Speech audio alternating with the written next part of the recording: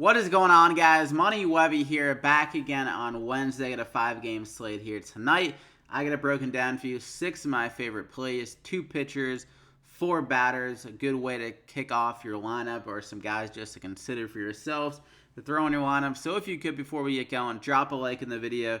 Really means a lot. It really helps me out. So thank you if you can do that. And let's hop right into it. So the slate, it was a little bit tough for me to narrow down who I want to recommend with pitching, as you got your studs, obviously, but Stripling is very tough to predict with Dave Roberts. Like, he literally pitched 76 pitches last game, even though he was throwing a gem, so you never know with him, and he hasn't had that great of strikeout ability against San Fran so far.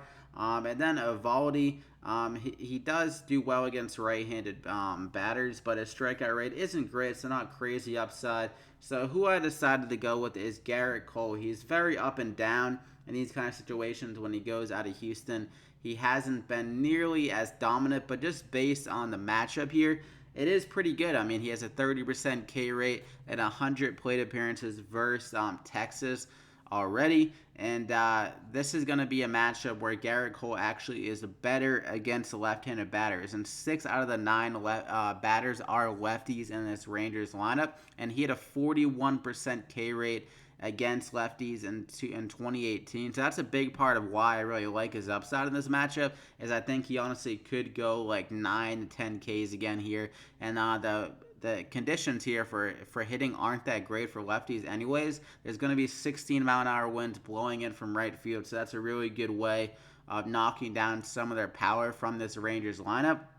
And that's really kind of what they rely on anyways, is the home run power with guys like Joey Gallo, Odor, Mazzara, and some of those other guys in that Rangers lineup. So I think he has really good K upside, really good ability.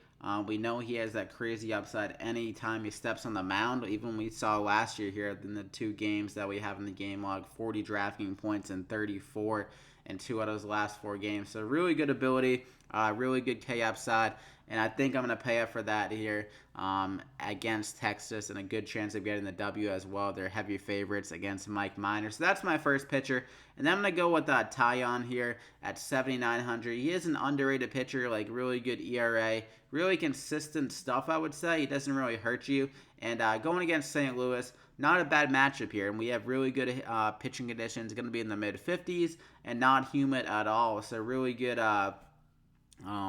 conditions to really not surrender too many deep balls, and the ball won't travel that well. And he has had some good success against these hitters on the St. Louis Cardinals. 120 plate appearances, so a decent sample, and he's only allowed a 244 WOBA to them in those 120 plate appearances. In St. Louis, Vegas doesn't really like him. They're only implied 3.7 runs, so a good spot for him.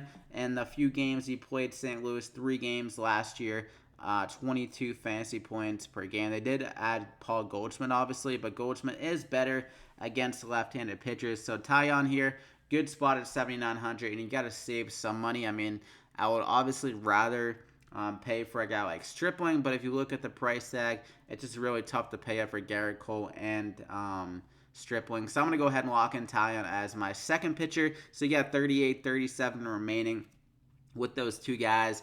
TAILLON, I feel like, is a really safe guy, honestly, and Gerrit Cole can be up and down, like I said, but really good upside, so it could kind of counterbalance each other, but hopefully, obviously, they both go off. But for my third guy, I'm going to go with JD Martinez. A really slow start for this Boston Red Sox lineup. Not sure that I don't know why they still have the Detroit Tigers pitcher. I think he's been on 2 teams since then. He's been on the D-backs and the Red Sox, and he's literally been on a full year. The Red Sox, they haven't updated the pitcher. That's kind of sad, but still, JD Martinez against Estrada here. He is 4 for 15 in his career with 2 doubles and a home run, and Estrada has reverse splits. He is worse against right-handed batters. He allowed 2.04 home runs per 9 to them in 2018, and JD Martinez had a 315 ISO against right-handed pitchers in 2018 as well. So a really good opportunity here for JD Martinez to show off some power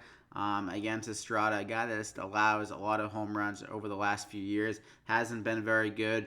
I think he already allowed a good amount of runs or something. I know he kind of struggled in his first start. I think he allowed 2 home runs maybe to right-handed batters in his first start. So JD Martinez at 5,100 here. I'm going to go ahead and lock him in there. Really good upside. And I'm going to go with Mitch Moreland. The Red Sox, really slow start. I think they're 1-5. Their lineup didn't score any runs last night. So this is the opportunity, though, going against the worst pitcher, a pitcher that they have history against in Estrada as he pitched for the Blue Jays. And Mitch Moreland, he's another guy here that has some really good power, especially against right-handed pitchers, has a 204 ISO against them, and he will be batting behind all of their really solid hitters, behind Mookie, JD Martinez, probably in that 6th spot, again, behind Devers. So there is some opportunity for those guys to be on base for him, and then he could drive him in with some RBI upside there. They are implied 4.5 runs. Honestly, I think they could explode in this matchup and get around 7 to 8 runs against Estrada and get to that bullpen early. So at 3,800, like Mitch Moreland for his upside, I'm going to go ahead and lock him in there as my second hitter. Then I'm going to go with KIKÉ Hernandez at 4,200. Really solid matchup going against Derek Holland, a guy that's going to be facing a park downgrade, going from San Fran to LA. And KIKÉ Hernandez, sample really small, but he's 4 for 7 with 2 doubles and a home run. So in 7 at bats against Holland, he has 3 extra base hits. So that's some really good power in a small sample. And Derek Holland, he does struggle a lot more against right-handed batters. KIKÉ Hernandez, he's known for his ability against lefties, even though that hasn't been the case so far this year. And he actually was pretty solid against right-handed pitchers last year as well. He still was a lefty specialist coming into like the MLB, and that's pretty much what he primarily was his first few years. So he still has that in the back of his arsenal. I think against Derek Holland here in that leadoff spot can really do some damage against him. So I'm going to go ahead and lock him in there as my third hitter. For my final guy, we need some value, so I'm just going to go with the kind of more just kind of a dart throw at 3,200 here. But we're going with the guy that's going to be in the leadoff spot. So Steven Duggar at 3,200 here. The upside isn't great, obviously. He hasn't been known for his power so far in the MLB, but the one thing that he does have is some speed. He had a few stolen bases last year, and already a stolen base this year, and just being in that leadoff spot can generate you more opportunities to get a stolen base. So a 3,200 here.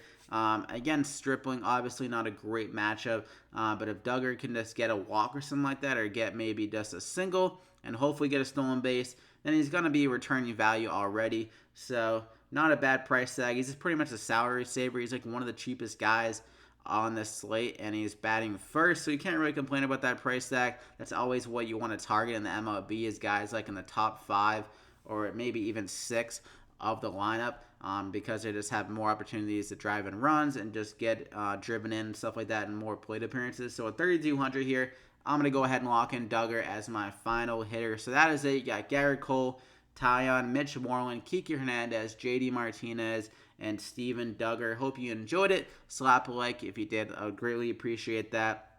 And if you aren't subscribed yet, be sure to do so. It really gives me a lot of support, and just kind of gives me good reason to continue to do these videos, seeing that you guys enjoy them.